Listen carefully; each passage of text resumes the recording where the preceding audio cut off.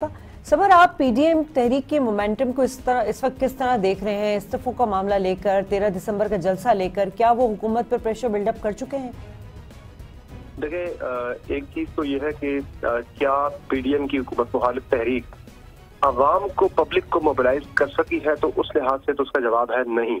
अभी तक जो पीडीएम की रैलीज में, जलसों में लोग शरीक हो रहे हैं, वो पीडीएम में शामिल जमातों के हार्डकोर कारकुनान और उनके सपोर्टर्स हैं। आम आवाम का भी इस तहरीक के साथ कोई लिंक नजर नहीं आ रहा। लेकिन इस तहरीक का हुकूमत पर जब हम देखते हैं कि असर है या नहीं, तो इस तहरीक का हुकूमत पर असर ठीक ठाक नजर आ रहा है। वज़ीर आज़म और उनकी काबीना के अरकान ठीक ठाक दबाव में नजर आ रहे हैं। जाहिर है अब कुछ हफ्तों के बाद इस्लामाबाद की तरफ एक लॉन्ग मार्च होना है। किसी की हुकूमत भी हो, जितनी भी कमजोर जमात लॉन्ग मार्च कर रही हो उस हुकूमत के खिलाफ कैपिटल की तरफ, तो उसमें बहुत सारे खतरात मौजूद होते हैं। इसके हाथ से वज़ीर आज़म इमरान खान जरूर परेशान है, लेकिन कर पाएंगे या नहीं, इसमें सबसे अहम सवाल यही है कि इस्तीफों वाला जो मामला है ये किस हद तक जा सकता है। क्योंकि अभी तक जो इस्तीफों के बारे से ऐलान हुआ है कौमी असम्बली के अंदर से, सूबाई असम्बलियों के अंदर से मुस्ताफी होने का, इसमें कौमी असम्बली में अगर नंबर गेम की बात करें तो 172 अरकान दरकार होते हैं हुकूमत बनाने के लिए। अब अपोजिशन के तमाम अरकान जो पीडीएम में शामिल जमाते हैं, उनके जो इस्तीफे बनते हैं वो 157 इस्तीफे बनते हैं। अभी भी 15 इस्तीफे के शॉर्ट है। मजीद आप एएनसी के पीडीएम के लगा रहे हैं तो ये मिला के तकरीबन 160 तक भी चल रहा है, फिर भी इस्तीफे से कम है। 172 इस्तीफे आएंगे तो हुकूमत उसी वक्त घर चली जाएगी। वज़ीर आज़म इमरान खान वज़ीर आज़म नहीं रहेंगे।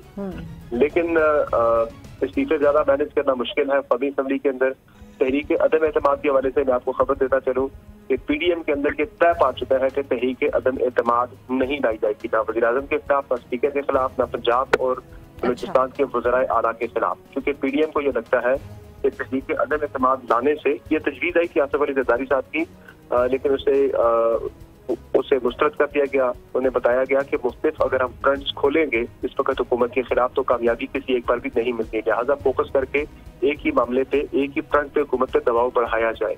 और अब इसलिए ये फैसला हुआ है कि तहरीक अदम एतमाद नहीं आ रही। उसमें यह हवाला भी दिया जा रहा है, कल मेरी कुछ बात हुई थी पीडीएम के आम रहनुमाओं से, ऑफ कैमरा को यही बता रहे कि जिस तरह सेनेट के अंदर नाकामी का सामना करना पड़ा था अददी अक्सरियत होने के बावजूद, यहाँ पर तो हमारे पास नंबर्स भी नहीं है। अगर तहरीक अदम एतमाद एक भी नाकाम हो गई तो तहरीक को नाकाबिल तलाफी नुकसान उसका पहुंच सकता है। इसकी तहरीक कोई नहीं आ रही। इस्लामाबाद की तरफ लॉन्ग मार्च जरूर होगा, लेकिन इस्लामाबाद में धरना नहीं दिया जाएगा। अच्छा, ये भी मैं आपको खबर दे रहा हूँ कि ये तय पाया पीटीएम के प्लेटफॉर्म पे, इस्लामाबाद में धरना नहीं होगा, बल्कि वन डे इवेंट होगा। इस्लामाबाद में जलसा होगा एक दिन का, जहां पर इस्तीफे अनाउंस किए जाएंगे पीडीएम की क़यादत की तरफ से। जलसा धरना ना होने की दो वजूहत हैं। एक तो यह है कि धरना आप शुरू तो कर देते हैं, खत्म करना फिर आपके इख्तियार में नहीं होता।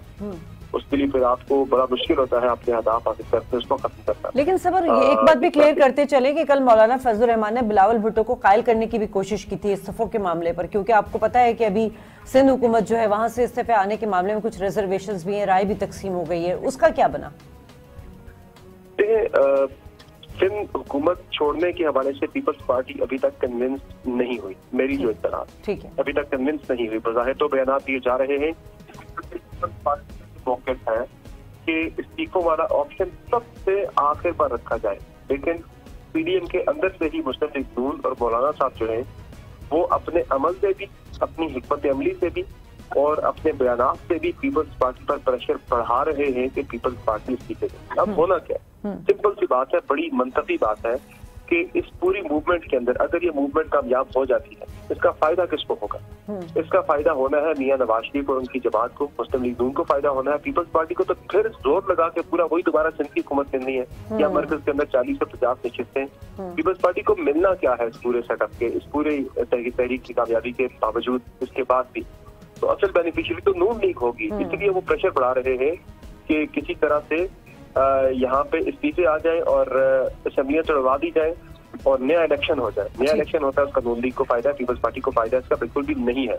मौलाना फजलुर रहमान साहब पहले दिन से कह रहे थे कि हलफ ही ना उठाया जाए कौमी असम्बली का, चूंकि वो इस हुकूमत को मानते ही नहीं है। इमरान खान के खिलाफ वो इतना आगे निकल चुके हैं, ये एक नफरत है, ये एक इंतकाम की लड़ाई है और वो जज्बाती के काफी इमरान खान की जात को लेकर वो चाहते हैं इमरान खान का खात्मा हो जाए, बाकी कोई भी यहाँ पे उनकी हुकूमत, उसके अलावा कोई भी बना दे, उसकी हुकूमत का खात्मा हो जाए।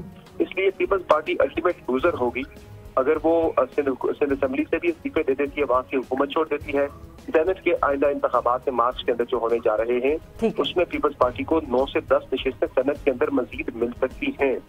पीपल्स पार्टी वो भी छोड़ दे तो पीपल्स पार्टी को मिला क्या सारा करके, इसलिए बड़ी मंतकी सी बात है, पीपल्स पार्टी नहीं करे।